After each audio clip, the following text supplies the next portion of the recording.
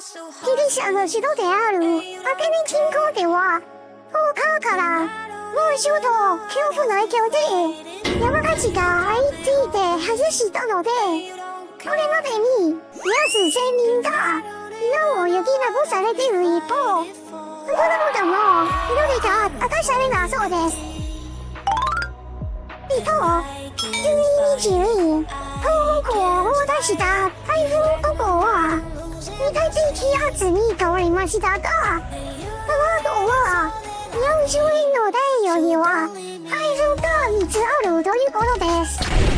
特に台風7号が今週末に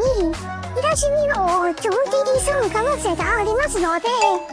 今週盤には台風に備えておきましょう。